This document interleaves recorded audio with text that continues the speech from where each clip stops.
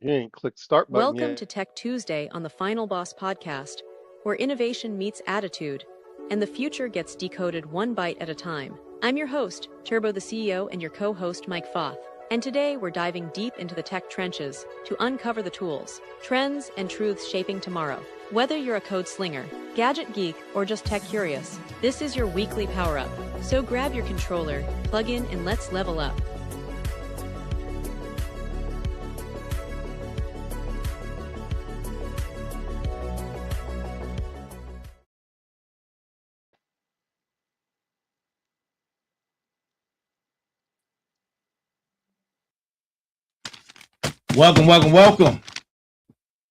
Welcome to the Final Boss podcast. It is Tech Tuesdays. It is Tech Tuesdays, ladies and gentlemen. Yes. The SME is back. The Sensei is with us tonight, live and in the flesh. Listen, we have a great show for you guys tonight, man. Episode number 166. And listen, no matter where you are, wherever you're tuning in from, guess what? Good morning, good afternoon, good evening, and good night. And welcome to the show. Sensei, how do you feel tonight, sir? Living a dream. Remember, we study the machine. We study the machine. We do not argue with the decorations. That's, man, that right there says a lot. Well, look, we got a great show for you people, man. To my smarts, to my warriors, to my motivators, to the final bosses. Look, if you haven't picked up Go Time yet, go get it. Go get it. You see it on display. Go get Go Time. All aboard the Fired Up train. Motivation workbook. You're going to love it. It's going to get you through. It's going to get you through these troubling times. Trust me when I tell you this. It's full of all types of principles and theories and lots of motivation disciplines, right? Most people see motivation as energy. We take on the aspect of motivation as a discipline. Go get all aboard the Fired Up train. Go time.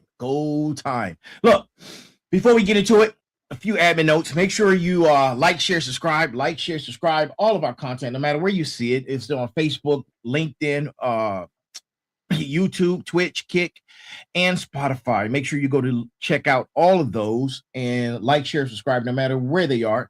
Continue to leave us comments, man. The comments are crazy. Please continue to leave us comments. Tell us you like us. Tell us you don't like us. Hey, man, you guys are crazy. Go fuck off somewhere. Yeah, we like that too. So make sure you're leaving us comments. And we enjoy emails.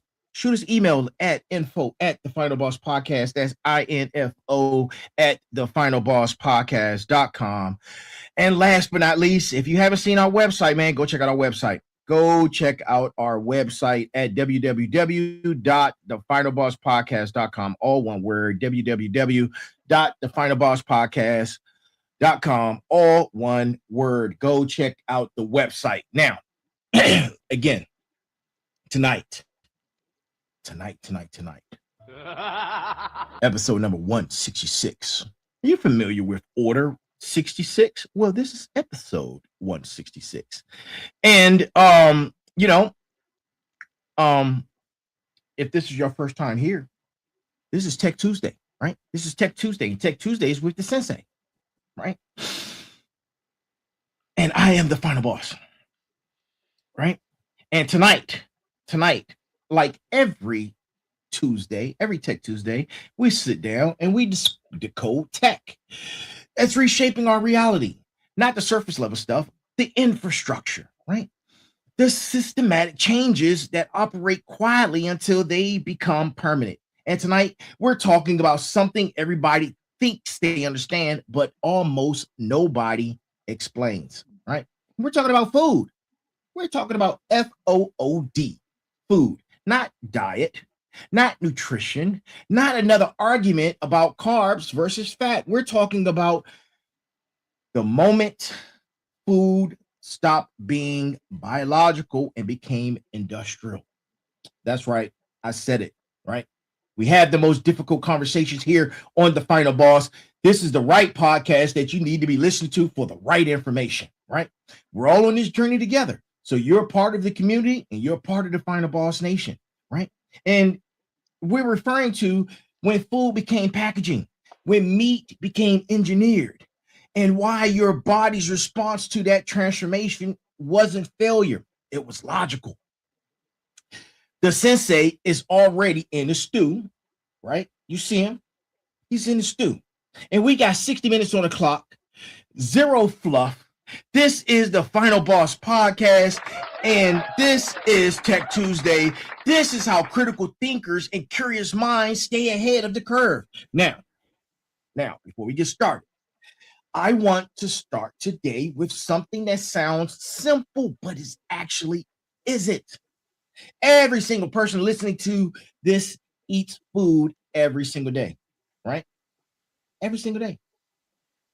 Yet, almost nobody can clearly explain why food feels different now than it used to. Not just tastes different, not just looks different, but it feels different. It feels different in your body.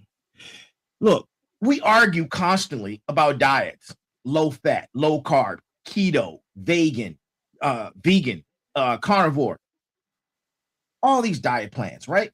We argue about sugar. We argue about meat. We argue about calories, but we almost never ask the question that actually matters. And here it is. What changed about the food environment? And why did the consequences show up slowly? We're talking about decades later, right? You feel it in your bodies. It's not immediate, it's slow, but it's happening. Sensei, before we touch plastic, obesity, or engineered meat, what is the conversation really about? Well, we study systems, and that's what it's all about. Systems. Mm-hmm. Human biology, it scaled in an environment that changed very slowly. The conversation is truly about scale colliding with biology. Food was seasonal. Mm. Food was local. Mm-hmm. Food was limited. And Correct. food was recognizable. Yes, sir. Then, in the span of one human lifetime, food became global, constant, packaged, Mm. subsidized, optimized, stored and transported, reheated, reformulated, engineered. So we Right. went from basics. Mm-hmm. We went from the basics, and the body never consented to that transition. Mm. So what we're really examining today isn't whether any single food is good or bad. We're examining what happens when an industrial system replaces a biological one and expects the body to simply adapt without cost. Wow. Wow. Let's pump our brakes and say, let's slow this all the way down. Take the people back to a moment they can actually visualize. If I walk into a kitchen, right, say 1962, right, we're time traveling. At least I am. You're supposed to laugh. What? Right. What am I seeing that I'm not seeing today? So what you're seeing is food that still matches human expectations. It's not perfect food. It's not health optimized food. It's just food that Okay. hasn't been industrially redesigned yet. Look, most meals were cooked at home, not because people were virtuous, but because there wasn't a massive external food infrastructure yet. Butter was butter. Milk was milk. Eggs come from chickens. Meat comes from animals. Vegetables are seasonal. Sometimes they're canned, sometimes they're fresh. Sugar exists, but it's episodic. Dessert is dessert, not breakfast. Snacking isn't constant. And this part's crucial because this gets rewritten by nostalgia. People say people didn't stay lean because they were disciplined. Okay? They Okay. stayed lean because the environment did not overwrite satiety, meaning when you feel full. The environment didn't override that basic. When meals were built around animal fat, Mm-hmm. protein, and fiber, hunger shuts off naturally. You don't need calorie tracking because the body knows when it's full. It's done. Calories are self-limiting. Right. I mean, that's not willpower. Yeah, That's alignment. that's true. Your food aligns with your natural body. Mm-hmm. So when you're full, you're full. You don't keep eating. Obesity existed in the early 60s, but it was rare enough to be notable. That matters because it tells us something fundamental. The human body was not failing. The environment was still compatible. When the environment is compatible with the body is in harmony and everything just works. It's just simple. It was Mm. harmonious. You eat natural foods. They didn't have to be the best foods, but they were natural. Right. Man. Mm. You know, this is where people this is where people usually jump in and say, well, people just moved more back then, right? But that explanation never really holds up. No, it doesn't. Here's why. Some jobs are more physical, but plenty weren't. Office work still existed. Driving still existed. Sedentary behavior still existed. People sit on the couch. Okay? What didn't exist was constant metabolic stimulation. People were not eating 6 times a day. Mm. They weren't drinking sugar in between meals. Right. They weren't consuming refined carbohydrates paired with industrial fats at every sitting. Movement matters, of course, but it's secondary. It's not primary. Look, if activity were the primary driver, obesity would have appeared immediately when desk jobs expanded. Right. It didn't. It didn't. And Mm-hmm. the delay tells us the real story. Right. So let's identify the moments things actually start to change. Right. Let's think about this. When does the system begin to bend? It began in the late 60s into the 70s. Mm. And the key word is quietly. There was no announcement that said, we're going to redesign food. Look, the shift began with logistics, not nutrition. Mm-hmm. Society decided that food should be available everywhere, all the time, cheap, uniform, predictable. When you go to a grocery store on the East Coast, you get the exact same product as you buy on the West Coast. Doesn't matter what part of the country you live in. Right. Doesn't matter where you are. The food is all the same. But in order to make that happen, food needs a longer shelf life. It needs resistance to spoilage. It Right. needs a stable texture. It needs to survive transport. Now, plastic. This Mm-hmm. is when plastic enters the system, not just as packaging, but as an infrastructure.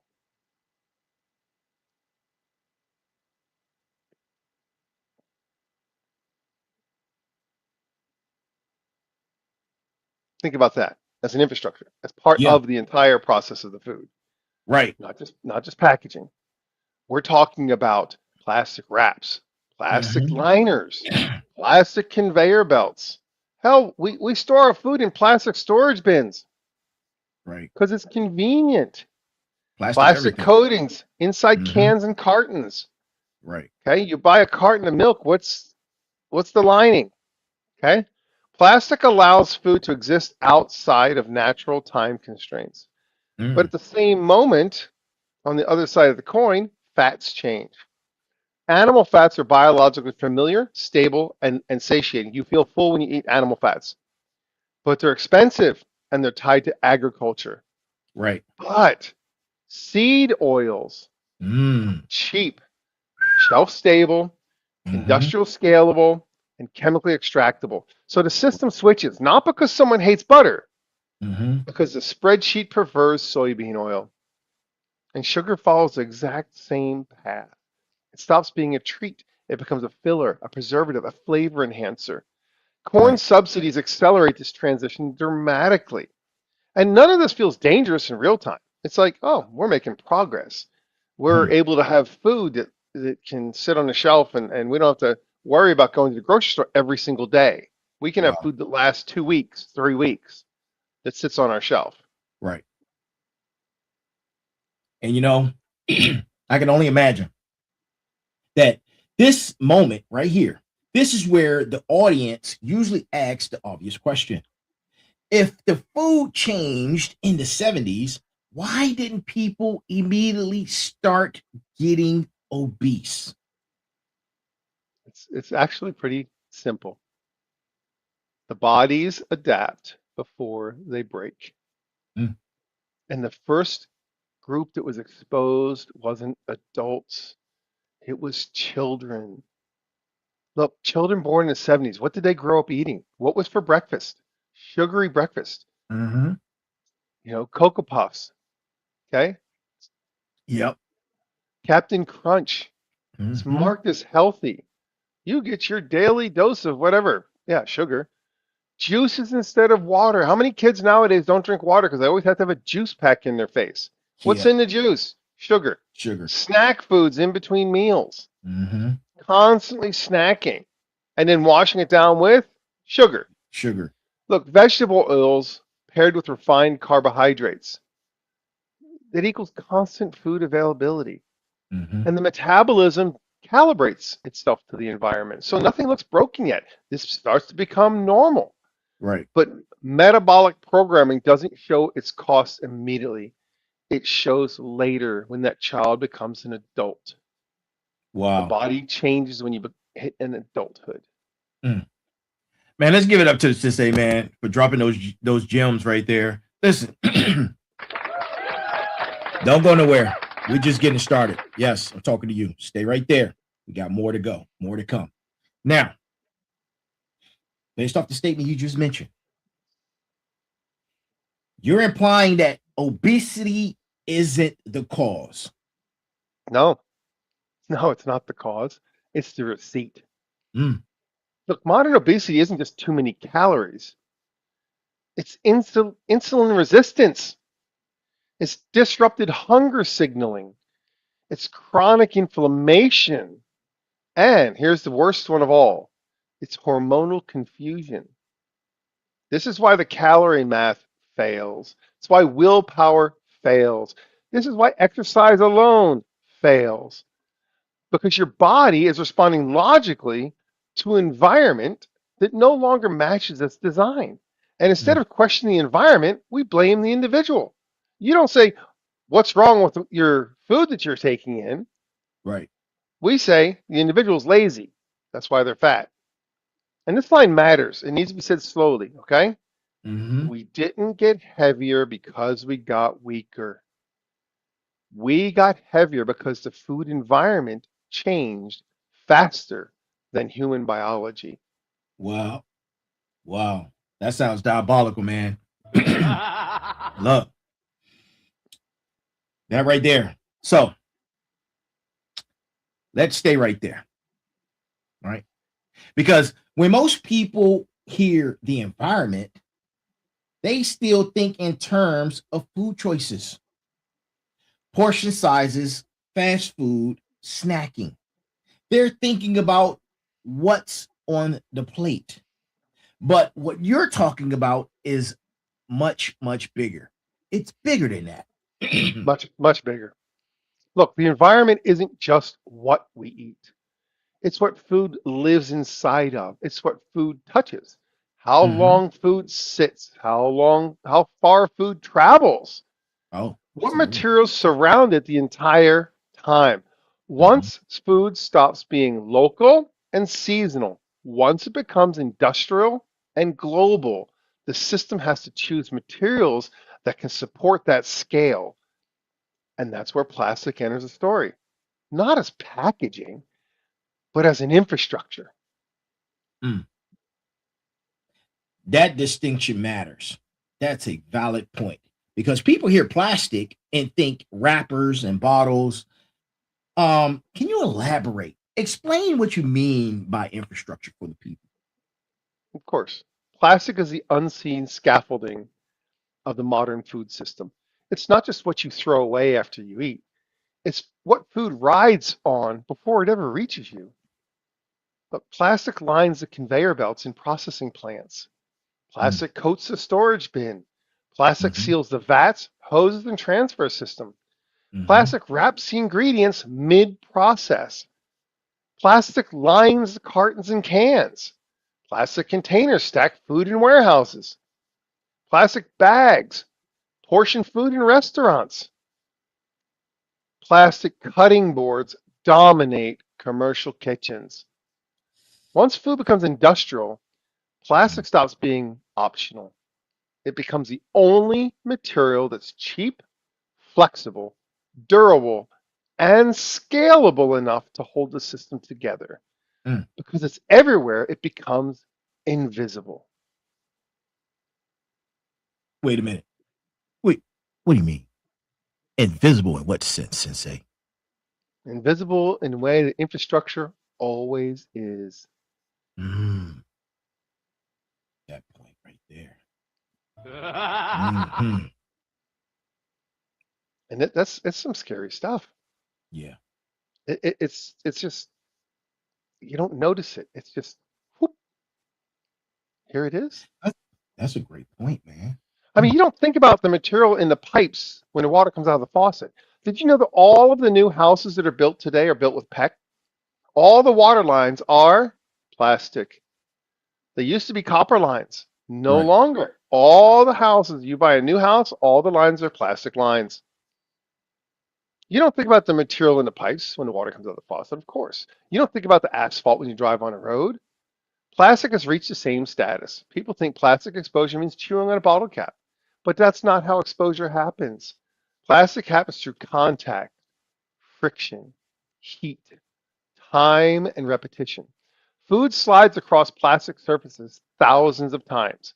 It sits in plastic trays for days, weeks, months. It's heated, cooled, reheated, transported, and stored in plastic. Look, plastic isn't attacking the body, it's persistently present. And biology reacts very differently to a persistence than it does to acute threats. So if something's just there, the body doesn't react the same way as if it's an imminent threat. I, I think I just got sick. Like, seriously. And it's unfortunate, right? It's unfortunate. But this is where conversations usually derail. People either panic, like I feel like I'm panicking right now, or they dismiss it entirely. So let's get this right. Look, microplastics are not an acute poison. We're not talking cyanide. You don't eat plastic wrapped food and collapse. It's a chronic load. Mm. Plastic breaks down into microscopic particles just through normal use. Heat, friction, and time accelerate that breakdown. These particles don't vanish, they don't go away. They Wow. enter food, water, and even the air. And the body doesn't have a removal pathway designed for them. Mm.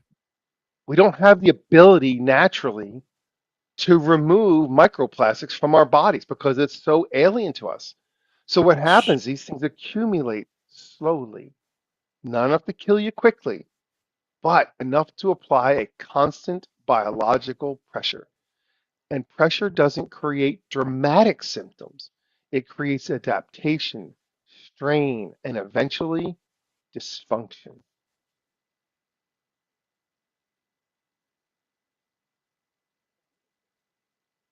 I got to think on that, man. Mm. Oh boy, that's that's a rough pill, man. That is a rough pill. People don't hear don't microwave plastic and think that's the whole story because it's not. No, it's not even close. Look, heat increases molecular movement. Okay? Plastic is Mhm. not inert. It's a complex mixture of polymers, plasticizers, stabilizers, and additives. A lot of chemicals. When plastic is heated, the chemical migration increases. That means more shedding, more leaching, more breakdown. And here's the part that people don't want to hear. You don't need a microwave, okay? You don't need to microwave plastic at home to be exposed to heat-related migration. Food is heated during the natural industrial processing part, during pasteurization. When you buy milk by the gallon, what do you usually get it in? Plastic. And during transport Mm. in hot environments, during storage. By the time the food reaches your kitchen, it's already been thermally stressed multiple times. It's not a personal behavior issue, it's a system design issue.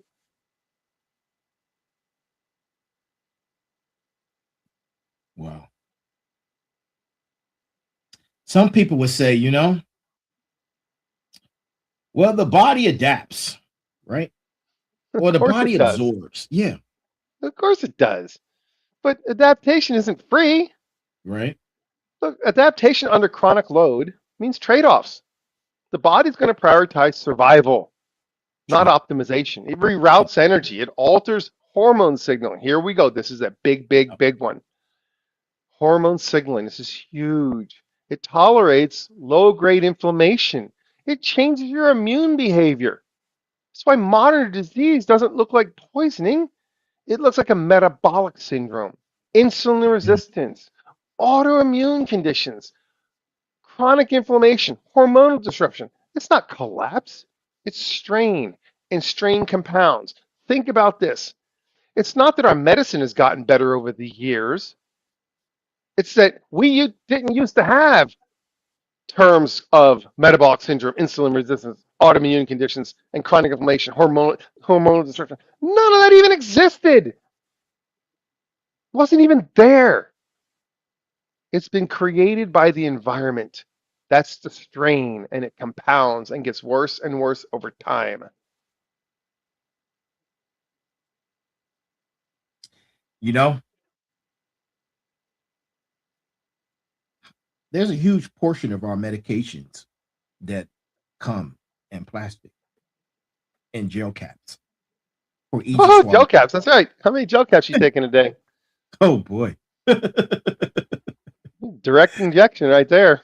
Man, the between, yeah, I'm not gonna mention the medications, man, but boy, whew, mm, The medications cover up the symptoms. They never address the cause. true. And then once you get into one medication, it cascades into the next one to offset the side effects of the first one, and then the third one, and then the fifth one. And by the time you're done, you're taking a handful of stuff that just doesn't do good for your body. Yeah, man.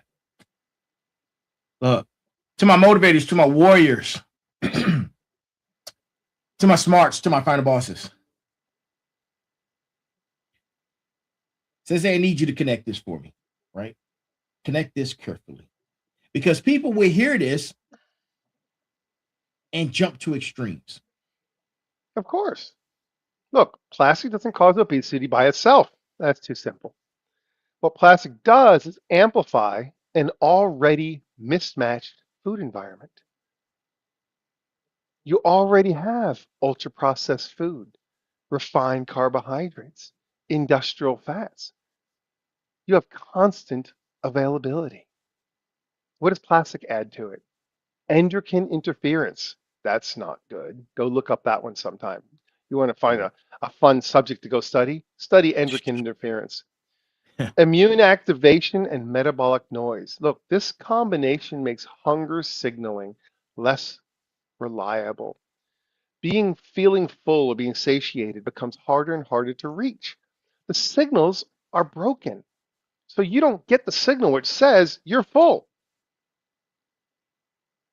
This combination is deadly.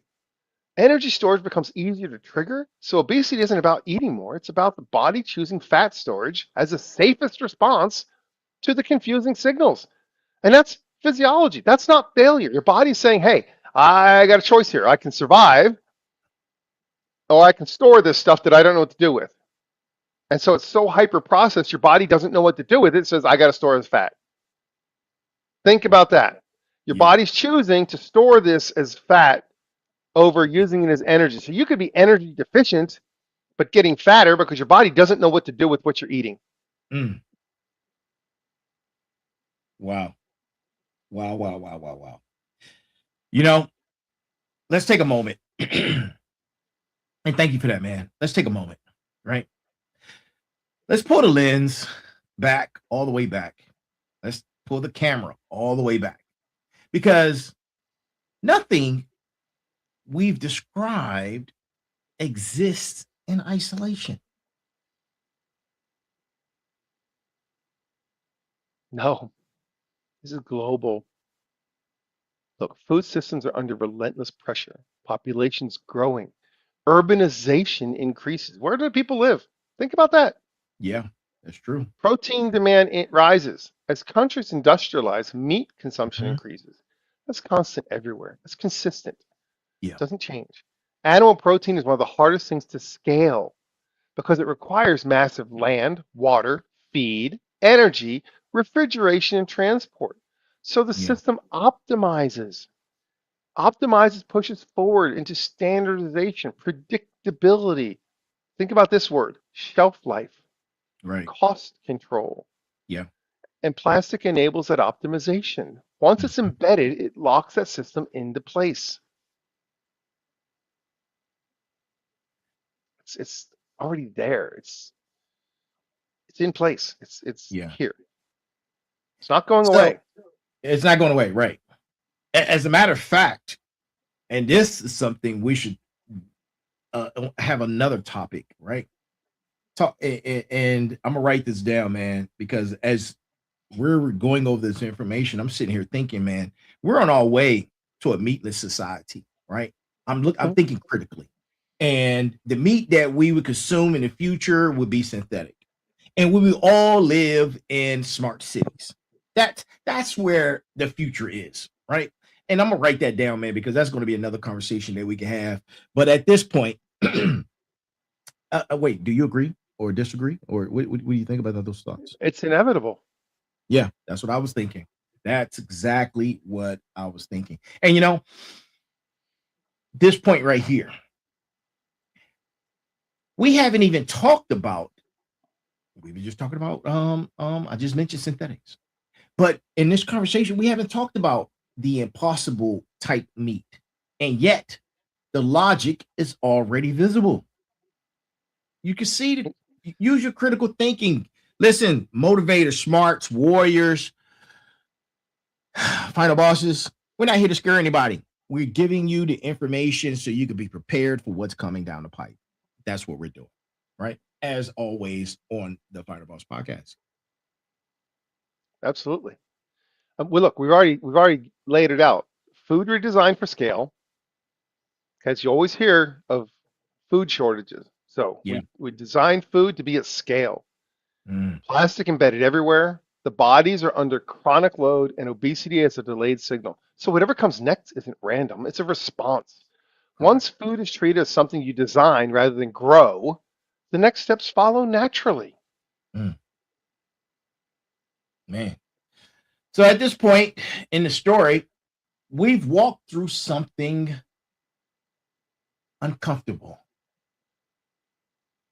Food stopped matching biology. Plastic locked that mismatch in place. It's locking it in place, right? And our bodies respond with strain. Obesity showed up as the receipt.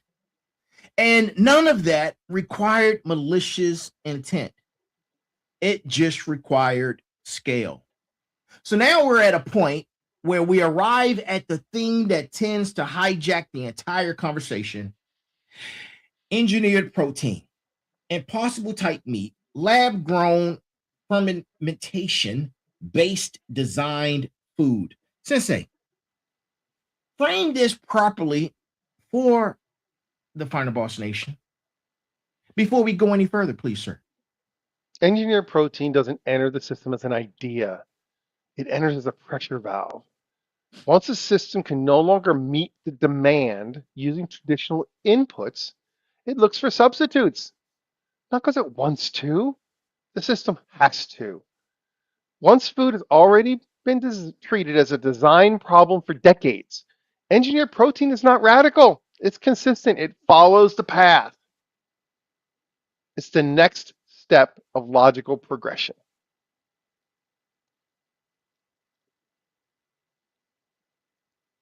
Hold up. Let's slow this down. Why meat specifically? Right? Why is meat specifically becomes the breaking point? Because meat concentrates almost every constraint a food system can face. It's biologically expensive. Go to the store and see how much it costs to buy a cheap Woo! ground beef. Let's not have that conversation. Oh No, boy. go buy some steak. How much does your steak cost in a pound now? Man. I mean, so is it cheaper to eat the cheap junk food Mm. or buy the good quality beef? Yeah, most people are buying what they can afford. And therefore you buy in the The hyper cheap stuff. processed junk. Yeah. And then you Mhm. wonder where the obesity comes from because you Yeah. can't afford to eat good. Yeah. Look, to produce animal protein at scale, you need enormous inputs.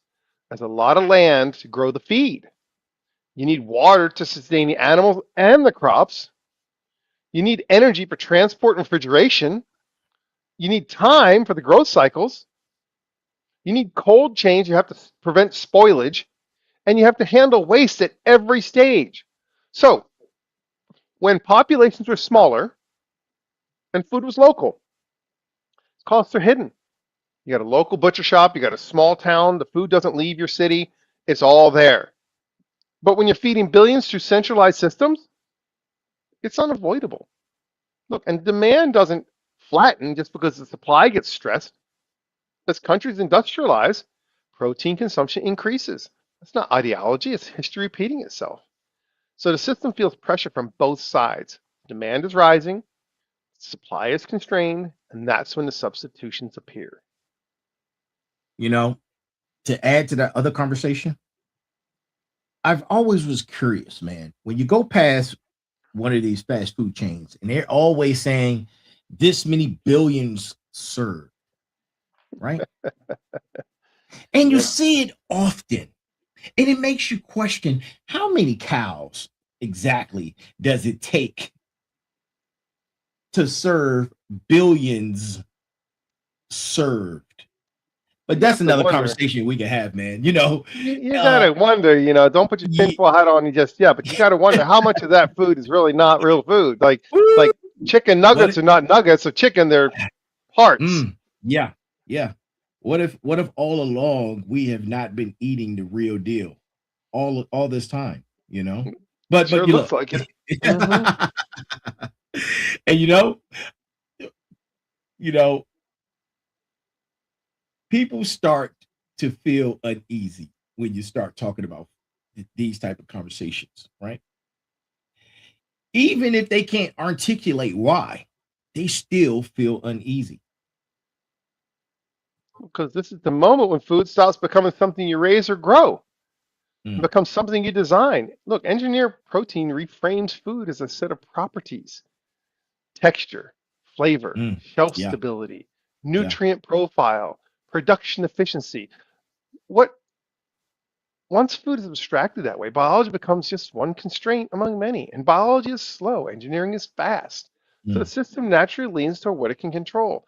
How many times do you go to the store and what do? Oh, I have to read the labels. yeah. So you're just reading what? You think you're doing good, but in reality, you're just reading what? All the chemicals that they put in it. Right.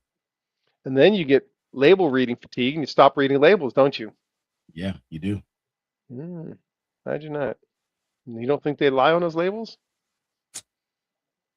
Man, let's get explicit here. Let's get explicit. This is fucked up. Hmm. Why does the system like this? Why, man? Why? Why? Because what's valued the most? Predictability. Mm, You can reduce it indoors. You can decouple it from seasons. You can standardize the output. You can control the input. You scale production vertically. Shit, you can reduce land use. You can smooth the pricing volatility. You don't have cost of goods going up and down based on the season. It's just always the same. From logistics, it's incredibly attractive. It solves many of the problems that plastic solved earlier. Shelf life, consistency, transport efficiency. It fits mm. the same optimization logic. Look, if you ever watched the movie Demolition Man, Yeah, what did they eat? Taco Bell was what? yeah, It was right. a tiny little pill. Yeah, mm-hmm. That's what we're going to. Yeah. I was thinking, growing up, I was a huge Trekkie fan, and anytime they would order food, they would tell it It got to the synthesized. It yeah, got it was synthesized. synthesized. It was Hmm. synthesized. Yeah, yeah, yep. 3D printing of food. Imagine that. Looks like we're already here. You know, We're already one here. thing that helps people calm down is realizing this isn't unprecedented. No, we've seen a pattern before, and this is so easy. And if you don't see this, you're like, oh, look, butter Mm-hmm. is replaced by margarine, Margarine, right? and margarine is what? One molecule away Away. from Plastic. plastic. Mm-hmm. Mm-hmm. Margarine is one molecule away from plastic. Right. Let that sink in. Yeah. But margarine can last how long? Probably many lifetimes. Long time, right? Sugar replaced by corn syrup. Mm-hmm. Animal fats replaced by seed oils. Each time, the substitution is framed as progress. It's cheaper, it's more stable, it's more scalable, and each time, the long-term biological effects just lagged behind the adoption. Engineered protein follows the same arc. Fast adoption, delayed biological accounting. And look, we blame everything on the person. You tell the person you're fat because you're lazy. You're fat because you eat too much. You're fat because of this reason or that reason. Not because of the entire food system that's in front of you that makes your body freak out. They don't talk about that because you can't talk about that. That's a no-no. That's a great point. And I'm sitting here thinking, I'm like, man, this is where logic alone stops working. People don't just disagree, they recoil. People don't disagree anymore. No, you're scared. It's the scary stuff. Look, food isn't just fuel. Food is identity. It's memory. It's Hmm, family. It's culture. It's ancestry. Look, it's the love language, okay? How do you yeah, show someone you care about them? You feed them. facts. Yes, sir. Look, when food becomes engineered, something intangible is lost. It's not nutritionally necessarily, but relationally. People feel disconnected from the process. The system might say this is safe. And the body goes, oh, this is unfamiliar. I don't like this. And that tension's not stupidity, it's instinct. Wow. That part right there is easy to miss, because even if the food is engineered protein and it works perfectly, what problem is it actually solving? Only one problem, a supply problem. That's it. Mm, It does not serve a biological mismatch problem. Engineered protein can reduce land use, of course. It can stabilize supply. Great. It can right. reduce price volatility. Those things are wonderful. but it doesn't automatically restore alignment with the human body. True. It in many cases it deepens the abstraction. That's the Mm, risk. The system is excellent at solving logistics. It's just very bad at sensing long-term biological feedback. Nobody's taking into consideration what does this do to the human body over time? right. Because just like anything else, the cost is the cost. You want to know what's going on and why? Follow the money. Always follow the money. Always follow the money. Speaking of which, speaking of follow the money, bring this full circle. Let's look at it from 360. Mhm. Look, obesity is not the failure. It's the early warning. It's the first visible sign that food stopped matching biology. Engineered protein is not the cause of that mismatch. The system's attempt to manage the consequences of scale. That's what's happening. If we ignore the warning and keep optimizing without realignment, the signals will multiply, not dramatically, but incrementally. You're going to Mhm. have more metabolic disease, more hormonal disruption. We're going to talk about that one. More immune dysfunction, more fertility decline. Systems don't collapse loudly, they just drift.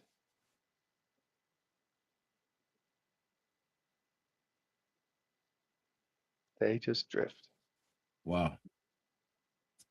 Up to this point, everything we've talked about has been visible, right? Weight gain, visible.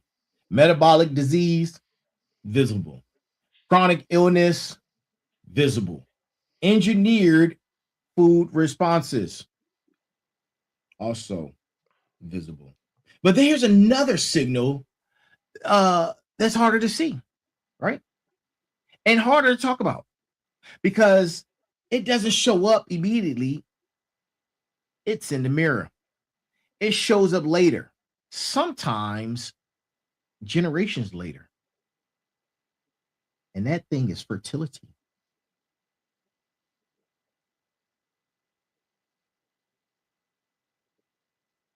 Yeah. This is biology escalating the warning.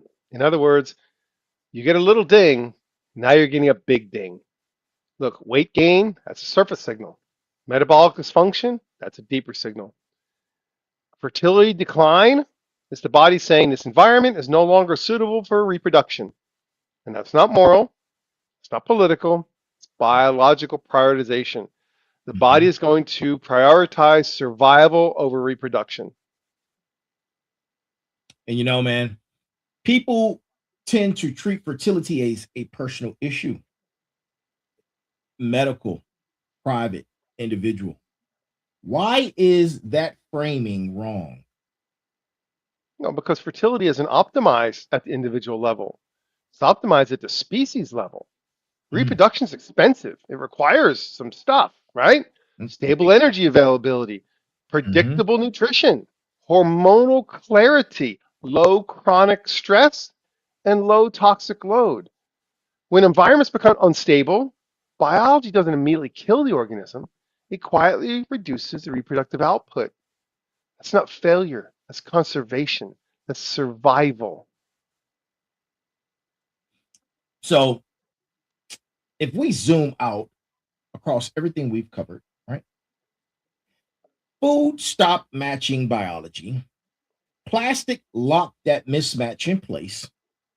Bodies responded with obesity and metabolic strain.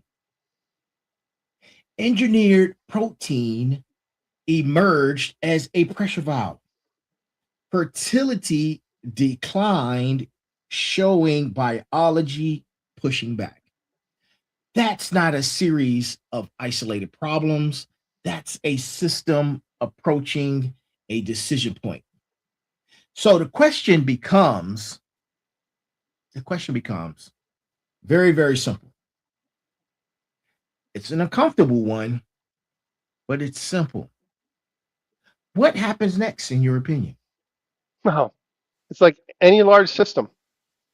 When it hits biological limits, it only has a few options. It can correct, it can contain, or it can drift. And none of these paths are painless. And pretending that there's a fourth option is how systems fail. Look, correction is simple. It means realignment with biology, not symbolically, structurally. It means redesigning food systems around local production, seasonality, shorter supply chains, lower processing intensity, materials that don't persist inside the body. It means accepting higher costs because there's going to be a lower convenience, less uniformity, more variables.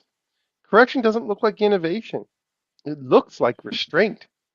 And restraint is expensive on a system built on growth. The next one, containment. It accepts the system is misaligned, but tries to manage the symptoms instead of fixing the cause. This is what we see right now. This is what's the most common path. This is what's happening right now, today, is containment. Containment looks like medical management of obesity, pharmaceutical fertility support, supplementation of engineers' foods, tuned to hit the nutritional targets. Okay? Containment keeps the system running, but increasingly dependent on intervention, meaning you need doctor intervention just to stay alive. When your body's failing, when you start dying at a younger age, when you get Crohn's, how many people do you hear of that have Crohn's disease? Yeah. Yeah, that's true. It's your body saying, I'm not happy with what's going on, and I'm going to show you that I'm not happy. Mm. Drift. It's what happens when neither correction nor containment is chosen deliberately. We know that containment is what's chosen right now. That is the choice that has been put in front of us. That's what we are in right now is containment. 100%. There's not one thing that tells us anything other than that. We are in containment. But if you don't choose containment or correction, the system continues optimizing for efficiency. The signals are normalized, thresholds move, Right. new baselines form. Drift doesn't feel dramatic. It feels like this is just how things are now. Mm. Wow. So where are we? Where are we realistically? So we're not 100% containment. We're close. We're leaning towards containment and drift because the norm is the new norm. Look at how they're putting out there in the how now that they're the fat models. It's okay. You're a fat model. It's good. We like that. You have a fat butt. That's good. We don't fat shame because fat's good. So that's making it the new normal. So some correction is happening at the margins. Local food systems, regenerative agriculture, glass and steel is replacing plastic in the pockets. Some shorter supply chains for those who can afford them. And here we go. Living healthy is not cheap, but the dominant system is still optimizing for scale. And Right. that means containment is growing and drift is quietly normalizing the rest. Mm. I'm gonna ask the question that I know everybody's wondering, and everyone's wanting to know the answer to. What do I do? What do I do? Well, you can't fix a system alone, but you can reduce exposure. Not perfectly, but intentionally. Favor foods that are closer to the biological form, Mm. closer to the natural food. Reduce the heat plastic interactions when possible. Shorten supply chains when feasible. Lower your background load instead of chasing purity. It's not about virtue, it's about margin. Wow. So, you know, one of my favorite things to do, especially on this particular episode, is zoom in and zoom out, right? So let's zoom all the way out. What story does biology appear to be telling us? Well, biology isn't angry, it's patient. Mhm. It sends us signals through weight, metabolism, then hormones, then reproduction. Each signal is an opportunity to adjust. We haven't ignored the signals, but we haven't listened either. Look, the fork is still ahead, but the window for gentle correction is narrowing with time. And we didn't I've been juggling about where to talk about the brass tacks and where I can get the most energy response, right? And I decided, I was like, man, this particular subject, I think the brass tacks will hit harder at the end of the conversation. So here it is, people. Here's the brass tacks of the evening, right?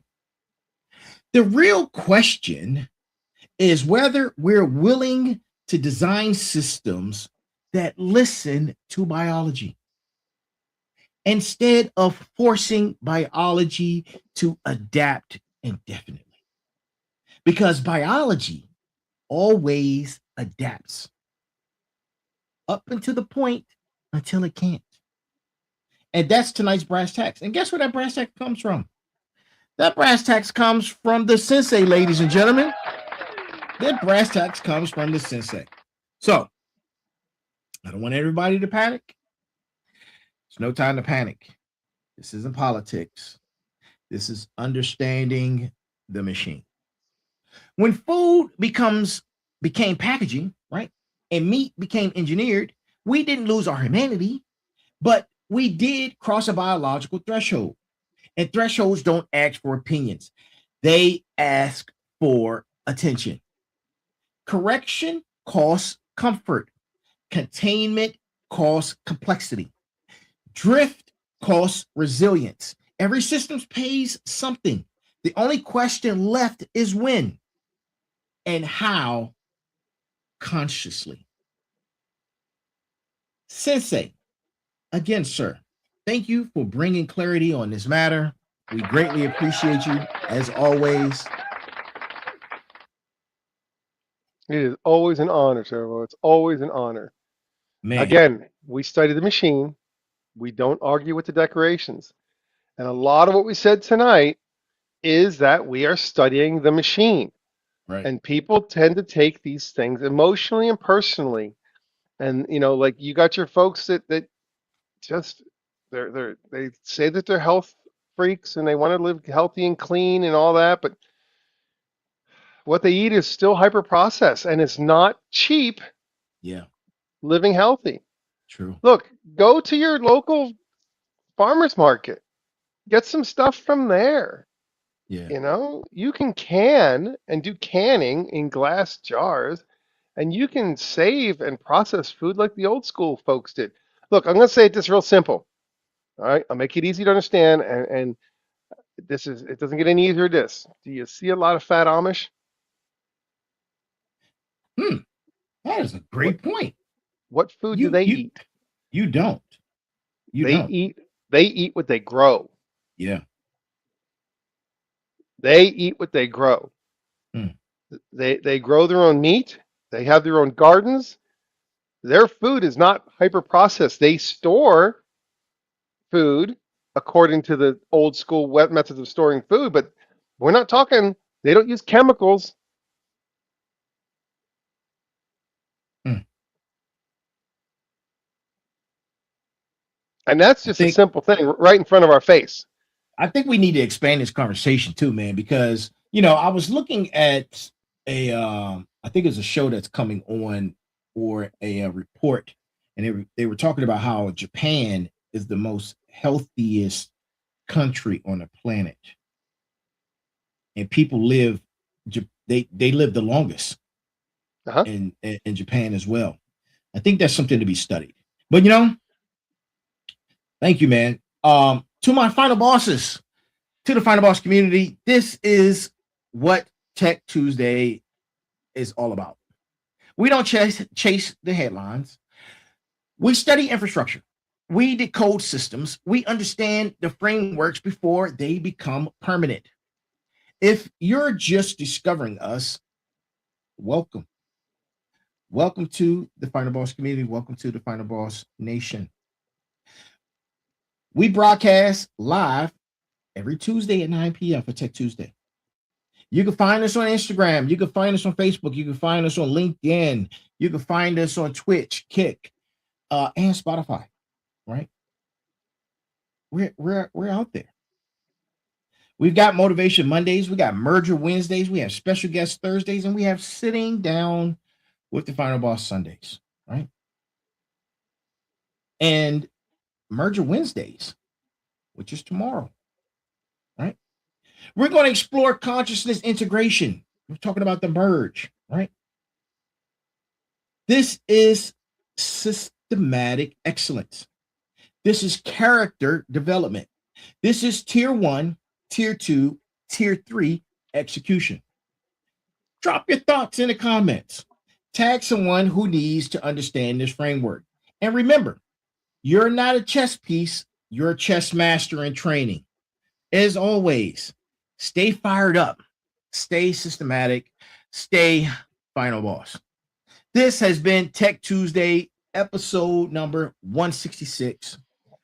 We will see you again next week. And if all of that resonated with you, let that marinate in your spine, right?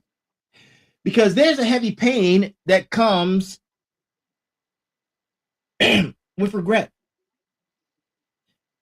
There's a heavy pain that comes with regret, right? But the pain of regret is unforgettable. It's unforgettable. You never forget regret, right? So go out there and be disciplined. We are here. I am here. And to each and every last single one of you, good morning, good afternoon, good evening, and good night. Be balanced, be equal, and be smart. That is our show for tonight. Sensei, you want to close out? Just stay alert, stay alive. Stay alert, stay alive, people. That's our show for tonight. Thank you for tuning in. We'll be back next week. See you soon.